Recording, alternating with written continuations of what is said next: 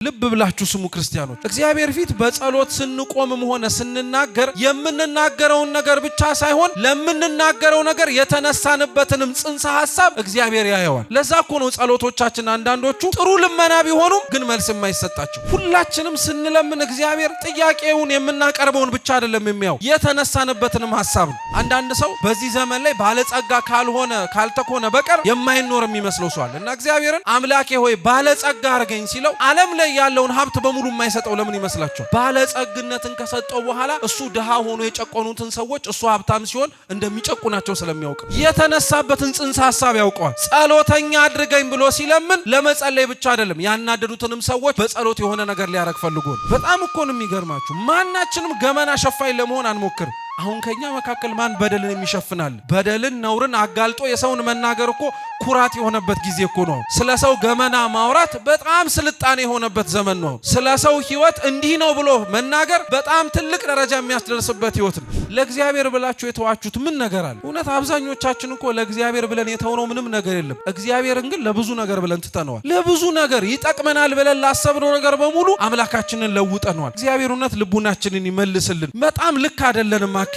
ሁላችን ክርስቲያን መሆናችን በምን ይታወቅ? ከጨፈረው ጋር እንጨፍራለን፣ ከጠጣው ጋር እንጠጣለን፣ ከሚዘሙተው ጋር እንዘሙታለን፣ ከሚሰርቀው ጋር እንሰርቃለን። ሁሉን ነገር ኃጢአት የሚባለውን ነገር በሙሉ ከሌላው ጋር ተባብረን እናደርገዋለን። ታዲያ ክርስቲያን መሆናችን በምን ይታወቅ? እውነት ከእግዚአብሔር ጋር መገኘታችን በምን ይለይ?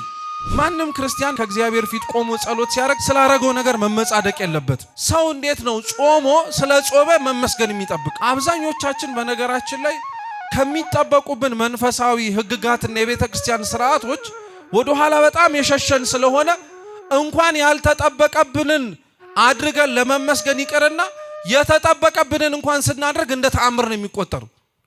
አምላካችን ቅዱስ እግዚአብሔር ቢወድና ቢፈቅድ ባለን ደቂቃ ሕያውና ዘላለማዊ የሆነውን የአምላካችንን ቅዱስ ቃል እንማራለን።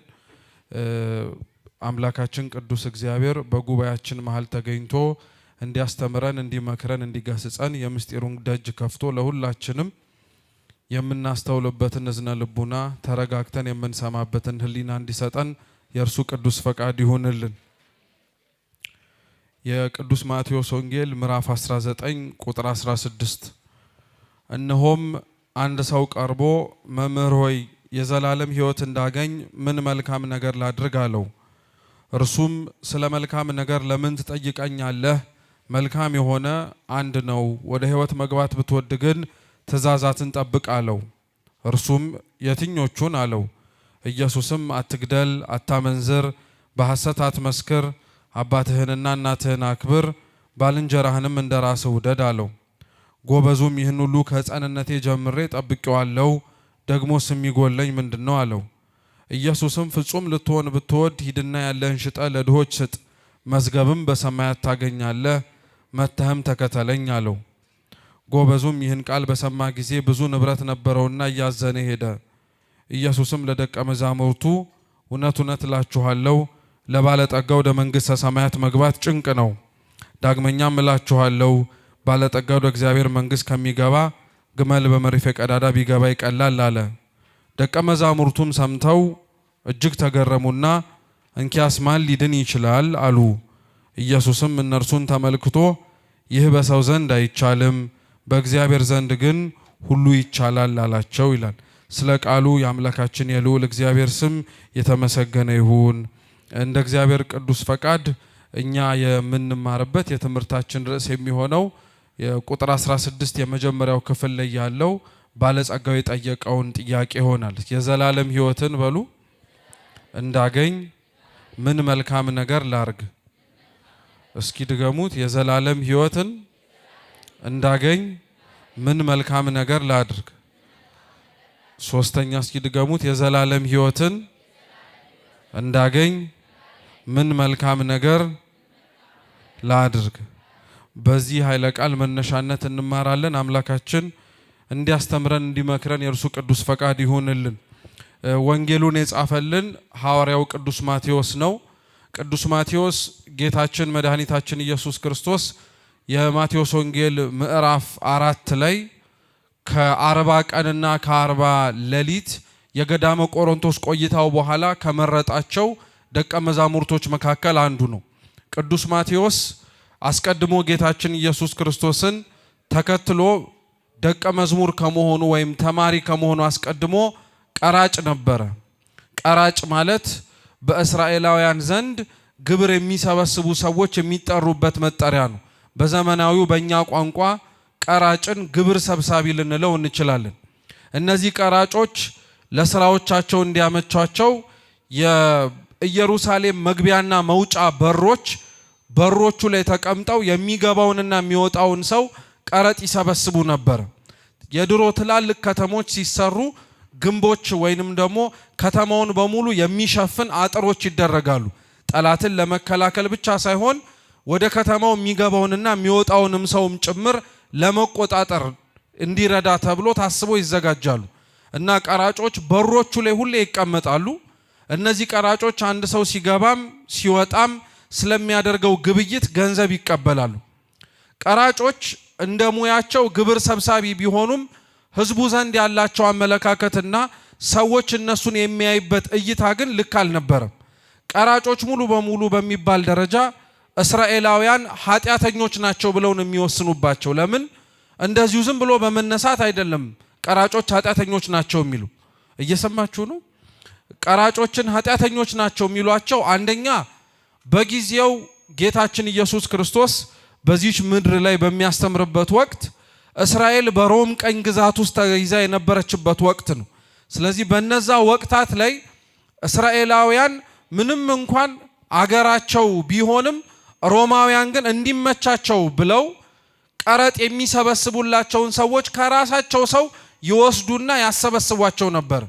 በእኛ ቋንቋ ወይም ለኛ ማረዳድ እንዲመቸል ለምሳሌ ከራሱ ከሀገሩ ሰው ከተወላጁ ተመርጠው የጠላትን ስራ መስራት የሚችሉና ተመርጠው የሚያደርጉ ሰዎች አሁን በሀገራችን ባንዳ እየተባለ ይጠራል አይደለ? አቋሙ ካለው ሰው ጋር ይመስላል እንጂ ውስጡ ግን ሲመረመርና ሲታይ ግን ጠላት ጋር ወይንም ደግሞ ከሚያጠቃው ሰው ጋር አቋም ጋር አብሮ የተሰለፈ ነው። እና ቀራጮች ምንም እንኳን እስራኤላውያን ቀኝ ግዛት ውስጥ ቢሆኑም ሳይራሩ ቀኝ ለገዟቸው ለሮማውያን ግብር ይሰበስቡ ነበር። እና ህዝቡ ቀኝ መገዛታችን ሳያንስ ለጠላቶቻችን ደግሞ ጉልበት እንዲሆን ከኛ ገንዘብ ስለምትሰበስቡ አንወዳችሁም፣ ኃጢአተኞች ናችሁ እያሉ ያገሏቸው ነበር። ሁለተኛው ቀራጮች በጣም የማይወደዱት የነበረበት ምክንያት ደግሞ ቀራጮች እንዲሰበስቡ ከተተመነው ተመን በላይ ለራሳቸው ደግሞ ለኪሳቸው ይወስዳሉ። ለምሳሌ 20 ብር ሰብስቡ ከእያንዳንዱ ቀረጥ ቢባሉ እነሱ 30 ብር አድርገው ነው የሚወስዱት። 20ውን ለሚመለከተው ሰው ይሰጣሉ። 10ሩ ግን ለማን ነው? መልሱ እንጂ ለራሳቸው ኪስ የሚገባ ነው። ስለዚህ በሌላ አማርኛ ለጠላት የሚያግዙ ናቸው። አንድም ደግሞ ሌባ ስለሆኑ ህዝብ አይወዳቸውም ነበር። እንኳን ህዝብ አብሯቸው ሊበላ ሊጠጣና ሊያቀርባቸው ቀርቶ ህግ ያውቃሉ የሚባሉት እስራኤላውያን ውስጥ ያሉ ፈሪሳውያን ራሱ ህግ በማወቃቸው እንኳን እነዚህን ሰዎች ለመረዳትና ለማቅረብ አይሞክሩ። ጌታችን የሉቃስ ወንጌል ምዕራፍ 18 ላይ ስለ አንድ ፈሪሳዊና ስለ አንድ ቀራጭ ቤተ መቅደስ ውስጥ ገብተው ጸሎት ሲያደርጉ ታሪክ ያስተምራል። ይሄ ታሪክ በተለያየ መንገድ ይተረጎማል። አንዱ ግን ፈሪሳዊው ወደ ቤተ መቅደስ ገባና ታሪኩ ከሚተረጎምበት መንገድ አንዱ ፈሪሳዊው ወደ ቤተ መቅደስ ገባ፣ ቀራጩም ወደ ቤተ መቅደስ ገባ። ቀራጩ የሰማዩን ከፍታ ማየት አልችልም ብሎ ደረቱን እየደቃ እንባውን እያፈሰሰ ዝቅ ብሎ መሬቱ ላይ እንባውን እያረጠበ እግዚአብሔርን ይለምናል፣ ኃጢአተኛነቱን አምኖ ተቀብሎ። በአንጻሩ ደግሞ ፈሪሳዊው በእግዚአብሔር ፊት ቆሞ ተጠብቆበት ስላደረጋቸው ማድረግ ስለተጠበቀበት ህግጋት መፈጸሙን ይናገራል። ልክ ለምሳሌ ጾሞ ከሆነ ጾም ያለው፣ ሰግዶ ከሆነ ሰግጃለሁ፣ ምጽዋት ሰጥቶ ከሆነ ምጽዋት ሰጥቻለሁ። ፈሪሳውያን በሚታወቁበት የሙሴ ህግ አከባበራቸው ከሆነ ደግሞ የሙሴን ህግ አክብር ያለው ብሎ የሚናገር ነበር። እና ጌታችን ኢየሱስ ክርስቶስ ታሪኩን ለሚሰሙት ሰዎች እንዲህ ብሎ ጠየቃቸው፣ ከነዚህ ሁለቱ እግዚአብሔር ቀርቦ የሚሰማው ጸሎቱን የማንን ነው አሉ። የማንን ይመስላችኋል ጸሎቱን የሚሰማው? የቀራጩን ነው። ቀራጩን ጸሎቱን የሚሰማው ቀራጭ ስለሆነ አይደለም። ልብ ብላችሁ አዳምጡ። ቀራጩን እግዚአብሔር ጸሎቱን የሚሰማው ጸሎቱን ሲጸልይ መጀመሪያ ኃጢያቱን ስለተናዘዘ ነው። ምኑን ስለተናዘዘ? ኃጢያቱን ስለተናዘዘ ነው። ፈሪሳዊው በአንጻሩ እሱም ጸሎት እየጸለየ ነው። ጸሎቱ እየተጸለየ የእሱ ግን የማይደመጠውና የማይሰማው ደግሞ ለምንድን ነው ተብሎ ቢጠየቅ እግዚአብሔር ፊት ቆሞ ማድረግ የሚጠበቅበትን ሳያደርግ የጎደለውን እና ማድረግ ተጠብቆበት በእግዚአብሔር ፊት ያላረገውን ይቅርታ ከመጠየቅ ይልቅ ስላረገው ነገር ይመጻደቅ ነበር። ማንም ክርስቲያን በነገራችን ላይ ከእግዚአብሔር ፊት ቆሞ ጸሎት ሲያደርግ ስላረገው ነገር መመጻደቅ የለበትም። ምን መሰላችሁ ክርስቲያኖች፣ አሁን እግዚአብሔር ፊት ቆመን እኛ ጾመናል ብለን ብንናገር ምን ሊሰማው እንደሚችል እንኳን ባናውቅ፣ በእርግጥ የእግዚአብሔርን ስሜቱ የሚመረመርም ሐሳቡ የሚታወቅም ስላልሆነ ማለት ነው። ግን እኛ እንደዚህ በማለታችን ምን ልናገኘው የምንችለው ነገር ያለ ይመስላችኋል? እኒህ አድርገናቸዋል ብለን እኮ የምንናገራቸው ማናቸውም ነገሮች የሚጠበቁብን ነገሮች ናቸው። ለምሳሌ አንድ ሰው ጠዋት ተነስቶ ፊቱን ስለታጠበ፣ ጠዋት ተነስቶ የሚጠበቅበትን ስላደረገ መመስገን እኮ አይጠበቅበትም። ያን ነገር ያረገው መደረግ ስላለበት። ሰው እንዴት ነው ጾሞ ስለ ጾመ መመስገን የሚጠብቀው? አብዛኞቻችን በነገራችን ላይ ከሚጠበቁብን መንፈሳዊ ህግጋትና የቤተ ክርስቲያን ስርዓቶች ወደ ኋላ በጣም የሸሸን ስለሆነ እንኳን ያልተጠበቀብንን አድርገን ለመመስገን ይቀርና የተጠበቀብንን እንኳን ስናደርግ እንደ ተአምር ነው የሚቆጠረው። ምክንያቱም መጾም የሚገባው ክርስቲያን ኖሮ የማይጾም በጣም ብዙ ስላለ ለሚጾሙት ሰዎች ህጉ እንደ ተአምር እንድትሰጣቸው ተደርጎ ለማበረታታት ጭምር ይነገርላቸዋል። ግን እውነት ለመናገር እኛ ጾምን፣ ጸለይን፣ ሰገድን፣ መጸወትን ብለን ልንመጻደቅ አይገባም።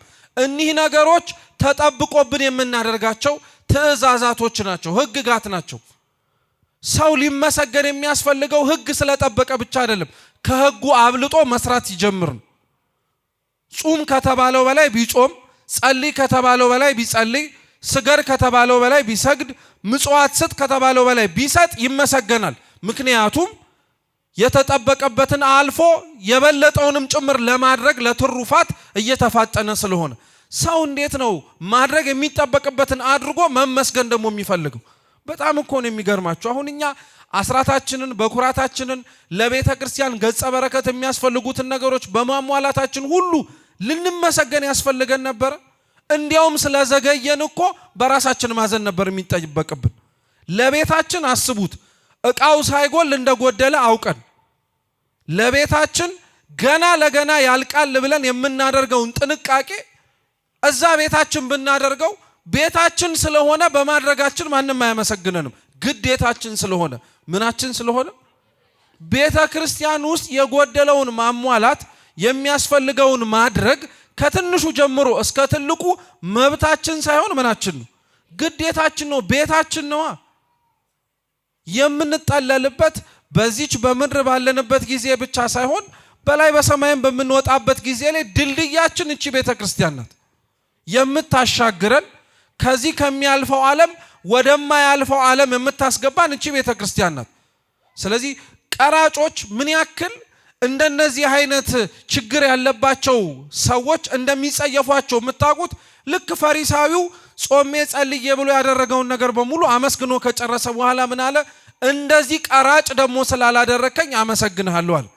በነገራችን ላይ የዚህ ፈሪሳዊ ጠባይ አንዳንዶቻችን አለብን። ቃል በቃል አውጥተን እንዲህ ብለን አንጸልይ እንጂ ራሳችንን ከኛ ካነሱት ሰዎች ጋር የምናወዳድር ሰዎች የለን። ቢያንስ እንኳን እንደገሌ እኮ አልሰረኩም፣ ቢያንስ እንደገሌ እንኳን እኮ አላጨስኩም፣ ቢያንስ እንደገሌ እንኳን እኮ አልዘሞትኩም፣ ቢያንስ እንደገሌ እንኳን አልሰከርኩም፣ ቢያንስ እንደገሌ እንኳን ብለን ራሳችንን የምናነጻጽረው አንድ ሌላ ኃጢአተኛ አለ።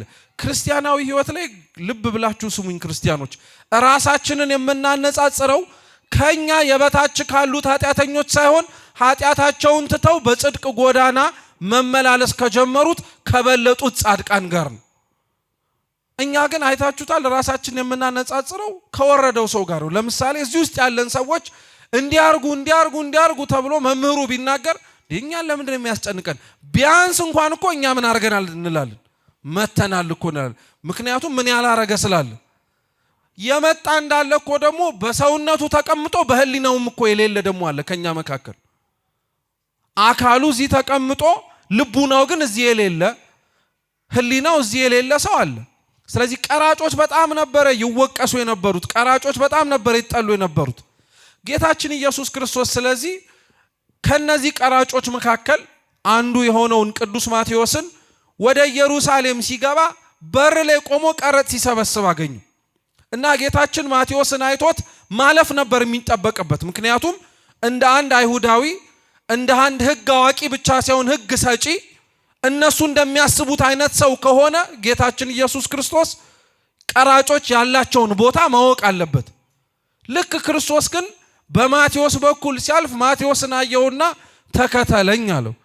እስኪ ተከተለኝ በሉ። ማቴዎስ ሁሉን ነገር ጥሎ ነው የተከተለው። በዛች ቀን ላይ የራሱን የቁም ተስካር የምሳ ግብዣ አድርጎ አብልቶ አጠጥቶ ሀብት ንብረቴ የሰበሰብኩት የዘመናት ጥሪቴ ሳይል በሩን እንደከፈተው ጥሎት ሄደ ጌታውን ለመከተል። ጌታችን ማቴዎስን ሁሉን ጥሎ እንዲከተለው አንድ ነገር ብቻ ነው የነገረው፣ እሱም ተከተለኝ ያለው። ምን አርገኝ? አሁን እኔ ይሄንን ጉባኤ በስመ አብ ብዬ ጀምሬ ተከተሉኝ ብላችሁ ምንድን የምትሉት?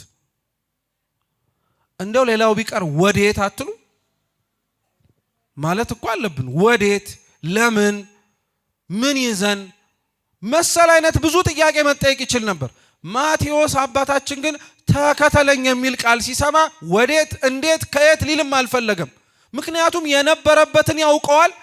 ክርስቶስ ጠርቶት ደግሞ ሊወስደው የፈለገበትን ደግሞ ተረድቷል። ማቴዎስ ክርስቶስ ተከተለኝ የሚለውን የነገረውን ቃሉን በጣም የምናደንቀው ለምን መሰላችሁ? ለማቴዎስ አንድ ቃል ነው የበቃችሁ ሁሉን ጥሎ ለመከተል። እኛን እኮ ክርስቲያኖች እግዚአብሔር መምህር እየለዋወጠ ዘማሪ ያመጣ ምን ያልሰበከንና ሁሉን ጥለን እሱን እንዳንከተለው ያራገን ነገር አለ።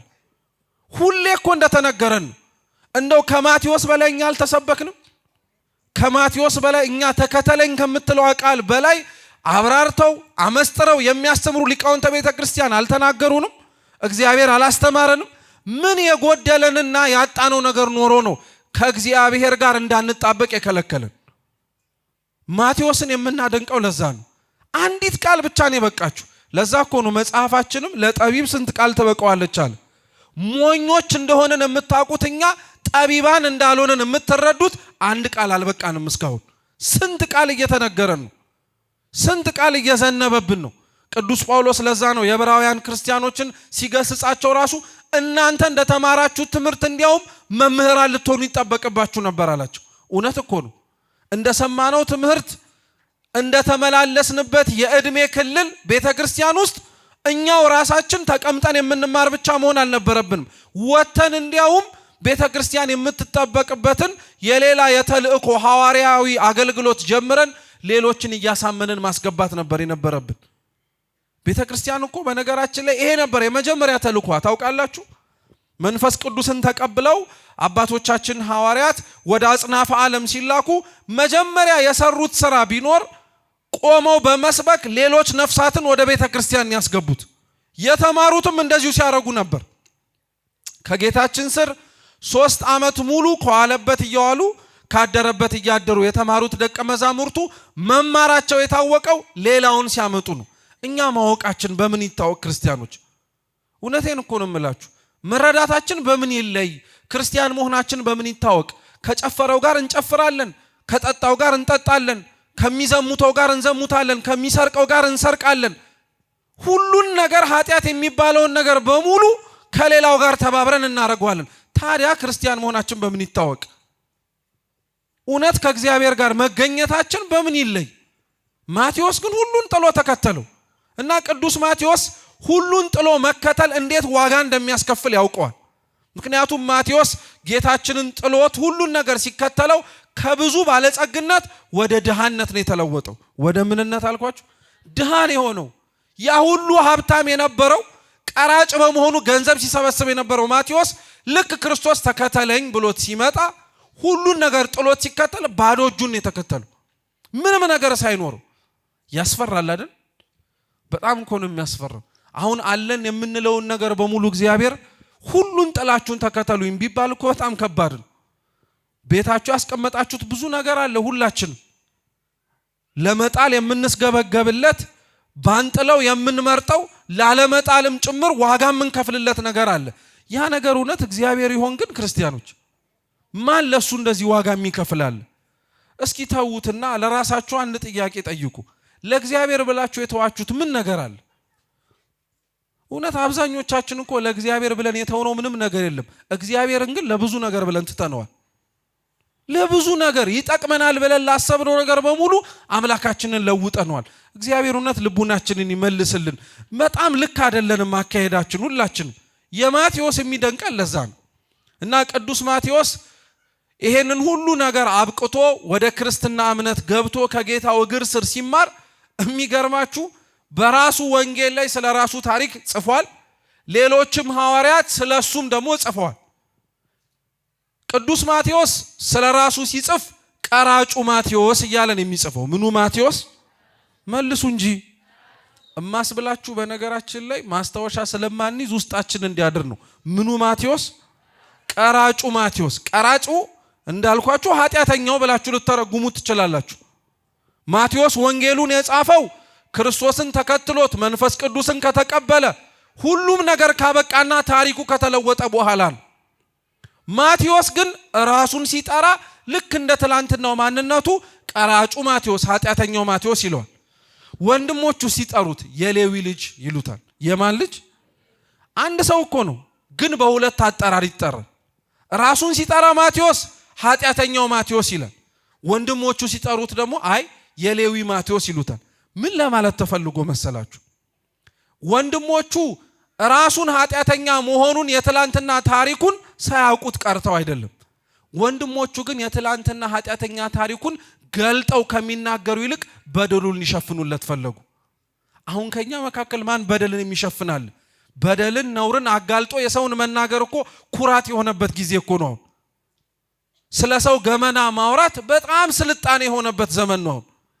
ስለ ሰው ህይወት እንዲህ ነው ብሎ መናገር በጣም ትልቅ ደረጃ የሚያስደርስበት ህይወት ነው። በጣም እኮ ነው የሚገርማችሁ። ማናችንም ገመና ሸፋኝ ለመሆን አንሞክርም። በአንጻሩ ደግሞ ማቴዎስ ታዲያ ለምንድን ነው እነሱ ወንድሞቹ ገመናውን እየሸፈኑለት እሱ ደግሞ ራሱን አይ ምኑን ትሸፍኑታላችሁ እኔማ ኃጢአተኛው ነኝ እያለ ተናገረ? ቅዳሴያችን ምን ይላል መሰላችሁ? ማንም ኃጢአተኛ ቢሆን ኃጢአቱን አይርሳ ይላል። እየሰማችሁ ነው? ምኑን አይርሳ? ኃጢአቱን አይርሳ።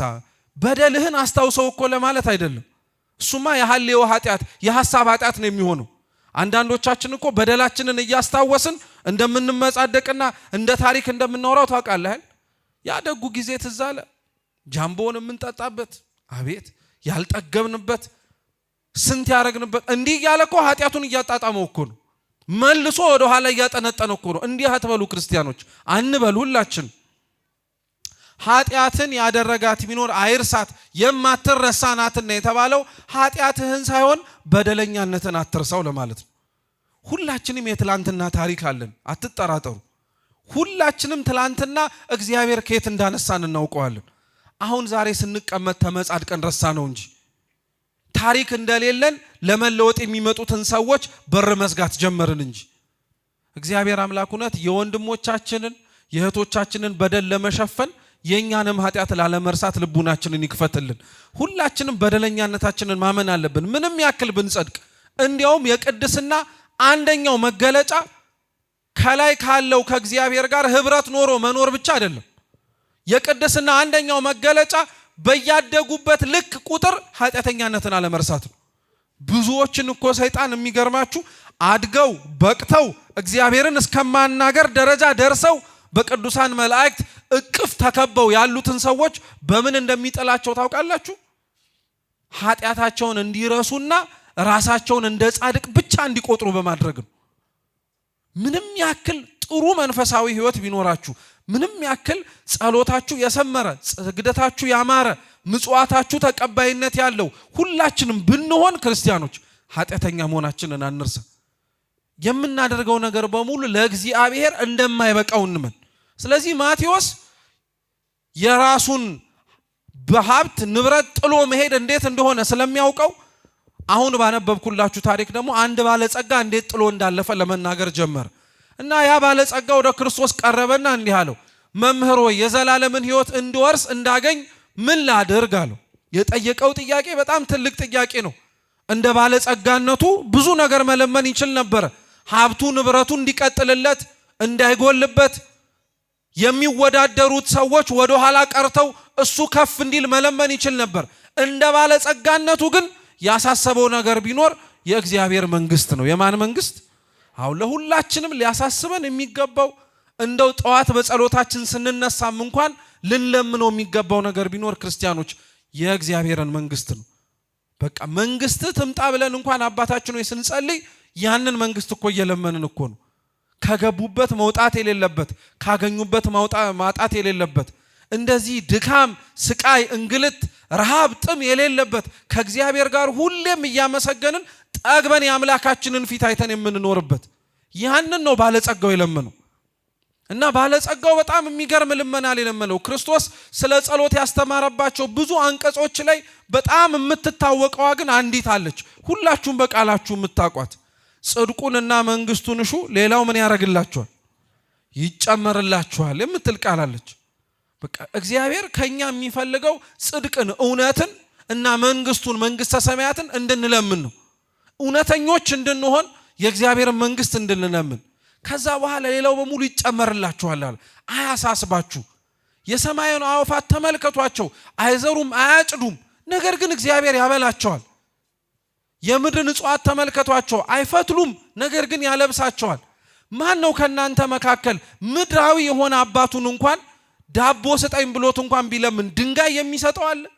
እግዚአብሔር እንዲህ አይነት አምላክ ነው። ክርስቲያኖች ወላጅ አባትና እናት እንኳን ቢጨክን የማይጨክን አምላክ ነው። እሱ የማይረሳ አምላክ ነው። ስለዚህ ይሄንን ሰው ባለጸጋውን የምናደንቀው ለዛ ነው። ማቴዎስን ተከተለኝ መባሉን ነው እንጂ ከዛ በኋላ ምን እንዳላናውቅ። ይሄ ባለጸጋ ግን ክርስቶስ ገና ተከተለኝ ሳይለው ለመከተል የመጣ ነው።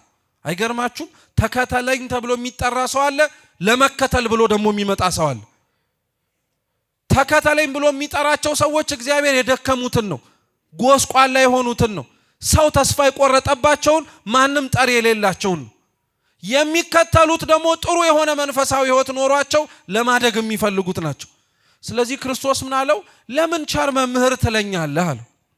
እውነት እንነጋገር ከተባለ ክርስቲያኖች ክርስቶስ ቸር ነው አይደለም? ቸር ነው አይደለም? መልካም ነው አይደለም? መምህር ነው አይደለም? ነው። ግን እርሱ ለምን እንዲህ ትለኛለህ አለው። ባለጸጋው ልመናው ጥሩ ቢሆንም የለመነበት የውስጡ መነሻ ሐሳብ ግን ጥሩ አልነበረም።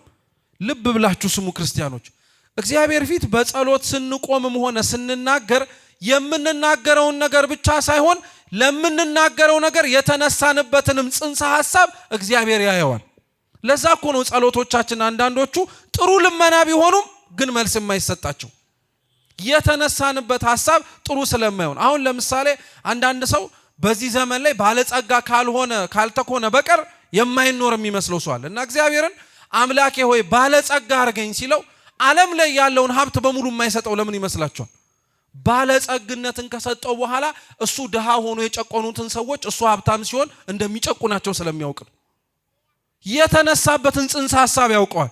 ጸሎተኛ አድርገኝ ብሎ ሲለምን ለመጸለይ ብቻ አይደለም፣ ያናደዱትንም ሰዎች በጸሎት የሆነ ነገር ሊያረግ ፈልጎ ነው። ሁላችንም ስንለምን እግዚአብሔር ጥያቄውን የምናቀርበውን ብቻ አይደለም የሚያው፣ የተነሳንበትንም ሐሳብ ነው። ስለዚህ ክርስቶስ ያንን ሰውዬ ለምንድነው ቸር የምትለኝ መምህር የምትለኝ አለው። ባለጸጋው ራሱ ባለጸጋ ስለሆነ ሰዎች አክብረው የሚጠሩት ሰው ስለሆነ ክርስቶስን መምህሮ እያለው እሱም ባለጸጋው መባል ፈልጎ ነው። እግዚአብሔርን እንዲያመሰግናችሁ ብላችሁ አታመስግኑት፣ እንዲያከብራችሁ ብላችሁ አታክብሩት። እናንተ አከበራችሁትም አላከበራችሁትም እኛ ተሰብስበን አመሰግነውም አላመሰግነውም ክብሩም ምስጋናውም አይጎልበትም። መመስገን ስላለበት እናመሰግነዋለን። እኛን ማመስገን የሱ ድርሻ ነው። መከበር ስላለበት እናከብረዋለን። እኛን ማክበር የማን ድርሻ ነው? እንዲያከብረን ብቻ ብለን የምናመልከው አምላክ አይደለም እሱ። ለዛ ነው ዜና አበው ላይ አንዲት ሴት ነበረች ይባላል። ዮሐንስ አጺር የሚባል አባት ካለበት ገዳም ሄዳ 20 ወቄት ወርቅ ምጽዋት ለመስጠት ገባችና በሩን አንኳኩታ መነኮሳቱ ከፍተው ምጽዋቷን ሊቀበሏት ሲሉ በፍጹም አለች። አስተዳዳሪውን አበመኔቱን ካላገኘው አልሰጥም ለእናንተም አለች። አራታይ ስጭን ችግር የለም እኛ እናስተላልፋለን፣ በፍጹም እሳቸውን ነው ማግኘት የምፈልገው አለች። እሺ ተባለች፣ አስገቧት። አባ ዮሐንስ ሐጺር ሰሌን እየታታ ወይም ዘንቢል እየሰራ ነበር። ከዛ በኋላ ያቺ ሴት ገባች። አባታችን ሰሌን እየሰሩ ነው፣ ዘንቢል እየሰሩ ነው። ቀና ብለውም አላዩአትም። እሷ ያመጣችውን ወርቅ በሙሉ ከፊት ለፊታቸው ዘረገፈችው። እየሰማችሁ ነው? ዘረገፈችው። ቀናም ብለው አላዩአትም። ተቀበሉኝ ስጦታዬን አለች። እግዚአብሔር ይስጥሽ አሏት። ማን ይስጥሽ? አሜን ብላ ወጣች። ከዛ በኋላ ግን ትንሽ ርቀት ሄዳ ከነከናት። ምክንያቱም የሰጠችው ስንት ጆንያ ሙሉ ወርቅ ነው? 20 ጆንያ ሙሉ ወርቅ ነው። አንድ ጆንያ እንደሰጠ ሰው ወይ አንድ ጠጠር አምጥቶ እንዳስቀመጠ ሰው እንዴት ነው እግዚአብሔር ይስጥሽ ብቻ ልባል የሚገባኝ? ስላላዩት ይሆናል አለች። አንዳንድ ሰው እንዲህ አይነት አባዜ ያለበት እንዳመጣው ስጦታ በጣም መመስገን የሚፈልግ። የኛም እልልታ በነገራችን ላይ እንደዛ እንደሚለያይ ታውቃላችሁ። 1 ብር ለሰጠችው ሴትና 20 ሺህ ብር ላመጣው ሰው እኩል እልል አንልም። ተጨንቆ ነው ራሱ ካህናቱ እልል በሉ ብለውን ነው እንጂ እልል ማለትም አንፈልግም። 1 ብር ማን የመስጠት እኮ ምን ያደርግልኛል እንደው ያኛው ነው እንጂ ምናምን እንላለን። ተመልሳ መጣችና አንኳኩታ አስገብተዋት አባ ምናልባት ካላዩት ብዬ ነው 20 ወቄት ወርቅን ያመጣሁት አለቻቸው። እና አባ ዮሐንስ ሐጺር ምን አሏት? ለማን ያመጣሽው አሏት። ለኔ ነው ለእግዚአብሔር አሏት። ለማን ያመጣችሁ? መልሱ እንጂ። ስለዚህ ማን ይስጥሽ? ለእግዚአብሔር አምጥታችሁ ሰው እልል ካላለልን የምንል ሰዎች ምን አይነት ሰዎች እንሆን? ለአምላክ ሰተነው ሰው ምንም አላለኝም ብለን ለምንድን ምናዝነው? ለሰው አላመጣ ነው፣ ለእግዚአብሔር እኮ ነው የሰጠነው። ለሱ ሰተን ማን አመስግኖን እንድንሄድ ነው የምንፈልገው? እግዚአብሔር ይስጠን ብለን ነው መሄድ ያለብን። በሰጣችሁት ባረግነው ልክ ሰው አላመሰገነንም ብለን ውስጣችንን መጉዳት የለብን። ይሄም ባለጸጋ መመስገን ፈልጎ ነበር እንደዛ ያለው። ስለዚህ ክርስቶስ ምስጋናን ፈልጎ እንደመጣ ስለሚያውቅ አይ ቸር መምህር ለምን ትለኛለህ? ከልብህ አምነህበት አይደለም፣ ከልብ ፈቅደህ አይደለም እያልከኛለሁ አይደለም። ነገር ግን የጠየቀው ጥያቄ ጥሩና መሰረታዊ አስተማሪ ስለሆነ ጌታችን እንዲህ አለው፣ ለዘላለም ሕይወትን መውረስ የምትፈልግ ከሆነ ትእዛዛቱን ጠብቅ አለው። ምኖቹን ጠብቅ? አሁን እነዚህ ትእዛዛት ጌታችን ጠብቅ ያለው ኦሪት ዘጸአት ምዕራፍ 20 ላይ ያሉት 10ቱን ትእዛዛትን ነው። ባለጸጋውም ቀጠለና የትኞቹን አለ። ጌታችንም እንዲህ አለው፣ አትስረቅ፣ አትግደል፣ አታመንዝር፣ በሐሰት አትመስክር፣ የባልንጀራህን ቤት አትመኝ፣ ባልንጀራን እንደ ራስ አድርገህ ውደድ፣ እናትና አባትን አክብር አለው። ባለጸጋው ምን አለው? እነዚህንማ ከልጅነቴ ጀምሮ ፈጽሜያቸዋለሁ አለ። የሚገርም ባለጸጋ ነው። ለምን መሰላችሁ? አንዳንዶቻችን ሀብታም የሚጸድቅ የማይመስለን ሰዎች አለን። እየሰማችሁ ነው? ገንዘብ ያለው ሰው በሙሉ ለኛ እኮ ኃጢአተኛ ነው። ታውቃላችሁ? እገሌ ሀብታም ነው ሲባል ኃጢአተኛ ነው። ኦቶማቲክሊ ነው ጭንቅላታችን እንደዛ የሚያስበው። እገሌ ደግሞ ድሃ ከሆነ ጻድቅ ነው። ድህነትና ሀብት ከጽድቅ ጋር ምንም አይገናኝም። ክርስቲያኖች፣ መልበስና አለመልበስ ከጽድቅ ጋር ምንም አይገናኝም። ምንም ሊገናኝም አይችልም። ሰው ያለው ሀብት ሊያስኮንነውም፣ ሰው ያለው ሀብት ሊያጸድቀውም ይችላል። ሰው ያለው ድህነት ሊያጸድቀውም ይችላል፣ ሊያስኮንነውም ይችላል። ምንም የሚገናኝ ነገር የለውም። አንዳንዶቻችን ግን ባለጸጎችን ስናይ በቃ ደማችን የሚፈላ ሰዎች አሉ። እያቸው እነሱማ በገንዘባቸውችን ቤተክርስቲያን በቃ ተቆጣጣሯት፣ ያዟት እኮ እንላለን። እሱ ሌላ ጉዳይ ነው። ተወሱ። ሀብታም የሆነ ሰው ግን በሙሉ ሲኦል ይገባል የሚል የቤተክርስቲያን ትምህርት ግን የለም። ድሃም የሆነ ሰው ወደ መንግስተ ሰማያት ይገባል የሚል የቤተክርስቲያን ትምህርት የለም። ሁሉም እንደየሥራው፣ ሁሉም እንደ እግዚአብሔር ቸርነትና ፍርድ ነው የሚወሰንለት። ስለዚህ የትኞቹን ብሎ ጠይቆ ክርስቶስ ለዘረዘረለት በሙሉ ይሄ ባለጸጋነቱ ሳያንሰው ሕግ አክባሪ ነው። ከኛ መካከል እኮ እኛ መኖር የሚጠበቅብንን መንፈሳዊ ሕይወት ገንዘባችን እንዲኖረው የምናረግ ሰዎች አለን። እኛ ገብተን ንስሐ መግባት ሲጠበቅብን የነፍስ አባቶቻችንን ግን ለሰበካ ጉባኤ የሚያስፈልገውን መዋጮ ገንዘብ ከሰጠን በቃ ንስሐ መግባትም አይጠበቅብንም ብለን የምናስብ ሰዎች አለን። አይሰራም። ክርስቲያኖች፣ በብልጣ ብልጥነት የምንወርሰው የእግዚአብሔር መንግስት የለም። ንጹህ ሆነን ራሳችንን ዝቅ አድርገን የሚጠበቅብንን አድርገን የሚጠበቅብንን ማድረግ አለብን። ባለጸጋው ሀብታም ስለሆነ ሕግ አላከብርም አላለም። ድሃውም ድሃ ስለሆንኩኝ ብሎ ሕግ እንዳያከብር የሚፈቀድለት መብት የለም። ቀኖናው ሊለያይ ይችላል እንጂ አንድ ሰው እንደ ባለጸጋነቱ እንኳን ንስሐ ሲገባ ምጽዋት ስጥ አይባልም። ቀኖናችን እንደዛ ነው የሚያዘው። ስገድ ነው የሚባለው። ገንዘብ መስጠት ለባለጸጋ ቀላል ነው። ለድሃው ደግሞ ሲመጣ ወይም ለየኔ ቢጤው ሲመጣ ንስሐ ሲገባ ደግሞ ገንዘብ ስጥ ነው የሚባለው እንጂ ስገድ አይባልም። መስገድ ለሱ ቀላል ነው፣ ድካምን ያውቀዋል። ገንዘብ መስጠት ግን ለሱ ከባድ ነው። ለምን ሆኖ አያገኘው፣ ከለመነው ላይ ነው የሚሰጠው። ያም ደግሞ ጉልበት አለኝ ከሚለው ነው ተንበርከክ የሚባለው። ስለዚህ የትኞቹን ሲለው ሁሉም ጠብቄያለሁ አለው። እስኪ እውነት ክርስቲያኖች የራሳችንን ህይወት ተመልከቱት። ይሄን ባለጸጋ ቢያረገን ኖሮና እግዚአብሔር የትኞቹን ትእዛዝ ጠብቃችኋል ቢባል እንደው ያላፈረስ ነው ይኖር ይሆን? እኛ እኮ 10ቱንም ትእዛዛት ንደነዋል። ከእግዚአብሔር በቀር ሌሎች አማልክትን አታምልክ ማለት እኮ ጣዖት አለዝበህ አትስገድ ማለት ብቻ አይደለም። ጣዖት የሆኑብን ሰዎች እኮ አሉኛ። እገሌ እኮ ቁልፍ ሰው ነው፣ እገሌ ከፋች ነው፣ እገሌ የትኛውንም ቦታ መንገድ የሚያደላድል ነው። ለሱ ከነገርከው ሁሉም ነገር ይስተካከላል። እሱ ግን እግዚአብሔር ነው እንዴ እንደዛ የምንለው ሰውዬ? ጣዖት የሆነብን ሰውዬ አለ። የእግዚአብሔርን ስም በከንቱ አትጥራ። ተውት በአግባቡ መጥራቱን ራሱ መች በአግባቡና በስነ ስርዓቱ እንጠራዋለን? አንጠራውም እኮ። የእግዚአብሔርን ስም የቅዱሳኑን ስም እንቀልድበታለን፣ ሲያምረን ደግሞ እንደፈለግን እናደርገዋለን። ግን ይሄ ስም የተሰበሰብንበትን ቦታ የቀደሰው ነው። ስንጠመቅ የፈሰሰውን ውሃ ማየገቦ ያደረገው ነው። የምንበላውን ህብስትና ወይን ስጋ አምላክ ደም አምላክ ያደረገው ነው የእግዚአብሔር ስም። የሰንበትን ቀን ትቀድሳት ዘንድ አስብ። ስንት ወላጅ ነው በሰንበት ልጆቹ ቤተክርስቲያን እኮ እንዲሳለሙ የማይፈልጋል? የሰንበት ቀን የረፍት ቀን ነው።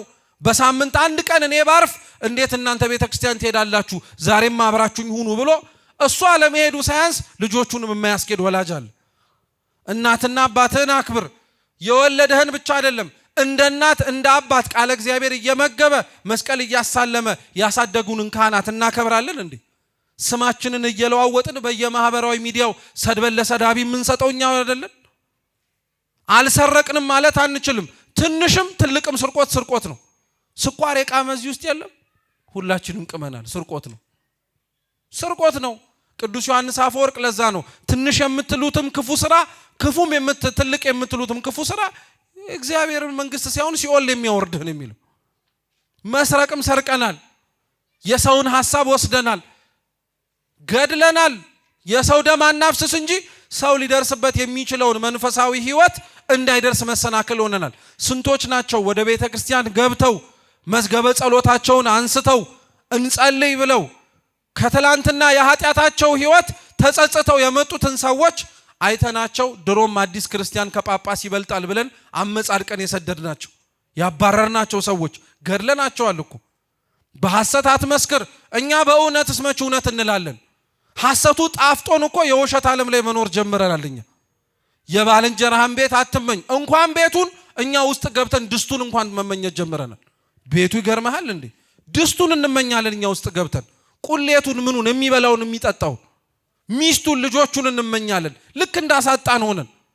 ባልንጀራህን እንደ ራስ አድርገህ ውደድ። አረ ባልንጀራህን እንደ ራስ አድርገህ መውደዱን እስኪ ተወው። መች እኛ ራሳችንን እንወደዋለን? ራሳችንንማ ብንወደው ኖሮ ኃጢአት አንሰራም ነበር። ይሄ ሰውዬ ግን ሁሉን ነገር ፈጽሜያለሁ አለው። ክርስቶስ ታዲያ ምን አለው? ፍጹም ልትሆን ብትወድ ያለህን ሁሉ ሽጠህ ተከተለኝ አለው። ልክ እንደ ማቴዎስ ማለት ነው። እንከን የለሽ መሆን የምትፈልግ ከሆነ ዛሬ በድለህ ነገ ተነስተህ ከነገ ወዲያ መልሰህ መበደል አይሰለችም? ክርስቲያኖች በጣም እኮ ነው የሚያደክመው። አሁን ዛሬ ልክ እንደዚህ እንደተቀመጥንበት የቤተ መቅደሱ ወንበር ቤተ ክርስቲያን ደጅ ነገ ደግሞ ለሆነ ክፉ ነገር እንዲሁ እንሰበሰባለን። እንዲሁ ዓላማ ይዘን ማለት ነው።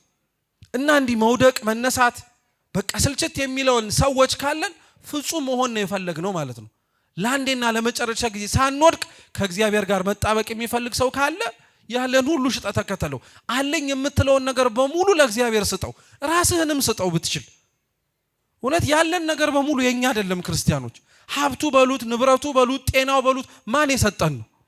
እግዚአብሔር እኮ የሰጠን ነው። አያሳዝንም ታዲያ? መድኃኔዓለም ደግሞ የሰጠውን መልሶ ይለምናል እኮ። አሁን እኛ ራሱን እሱን እኮ ነበር መለመን የነበረብን። እኛ ግን ተለማኝ ሆነን ተገላቢጦሽ ሆነን ተቀየረ ነገሩ። ባለጸጋው የዚህን ጊዜ ላይ ብዙ ሀብት ስለነበረው ወደ ኋላ ሸሽ። ትላንትና የምታስታውሱ ከሆነ የማታው የመጨረሻ ትምህርት ላይ የንታ ስሙር ሲያስተምሩ አንዳንድ የመጽሐፍ ቅዱስ ጥቅሶችን ባልተገባ መንገድ የምንተረጉማቸው አሉ። እና ይሄ ታሪክ ስለ ባለጸጋ የተነገረ የሚመስለው ሰው አለ ብለዋል። እውነት ነው። አሁን ይሄ ሲባል ስለ ሀብት ስለ ንብረት የተነገረ ሰው ይመስለዋል። ለምን እንደሆነ ታውቃላችሁ? እውነት እላችኋለሁ አለ ክርስቶስ፣ ለባለጠጋ ወደ እግዚአብሔር መንግሥት መግባት ጭንቅ ነው አለ። ደገመና እውነት እላችኋለሁ ባለጸጋ ወደ እግዚአብሔር መንግሥት ከሚገባ ይልቅ ግመል በመርፌ ቀዳዳ ቢያልፍ ይቀላል አለ። ይሄ ስለ ባለጸጋ የተነገረ አይደለም። ስለ ባለጸጋ የተነገረ ነው ብላችሁ እንኳን ብናስብ ባለጸግነት የገንዘብ ብቻ አይደለም። ባለጸጋ ስጦታ የተሰጠው ሰው የተለያየ ነው። ረሳችሁት እንዴ? የማቴዎስ ወንጌል ምዕራፍ 25 ላይ ያ ባለጸጋ የተባለው የመክሊቶቹ ባለቤት እኮ ለአንዱ 1 ለአንዱ 2 ለአንዱ 5 አይደለ ሰጥቶ ሄደው። ባለጸግነት ከእግዚአብሔር ስጦታዎች አንዱ ነው እንጂ ብቸኛው አይደለም። እግዚአብሔር እንደ ስጦታ ጤና የሰጠው ሰው አለ፣ ልጅ የሰጠው ሰው አለ፣ ትዳር የሰጠው፣ ዕውቀት የሰጠው፣ ወላጅ የሰጠው ሰው እኮ አለ። ባለጸጋ ወደ እግዚአብሔር መንግሥት ለመግባት ይከብደዋል ማለት ከእግዚአብሔር የተቀበለውን ነገር ለእግዚአብሔር መልሶ መስጠት የሚከብደው ሰው የእግዚአብሔር መንግሥት እንዴት ይወርሰዋል? እንዴት ልጆቻችንን ለእግዚአብሔር መስጠት ከበደን? እሱ ሰጥቶን። እንዴት ራሳችንን ለእግዚአብሔር መስጠት ከበደን? እሱ ፈጥሮን። እንዴት ራሳችንን ቤተ ክርስቲያን ማምጣት ከበደን? ደጆቹን ሳይዘጋው። አያችሁት ክርስቲያኖች፣ የዘላለም ሕይወትን እንድወርስ ምን ላርግ ብላችሁ የምትጠይቁ ከሆነ ራሳችሁን ስጡ ነው መልሱ። የሰማነውን በልቦናችን ሰሌዳ ይጻፍልን። ወስብሐት ለእግዚአብሔር።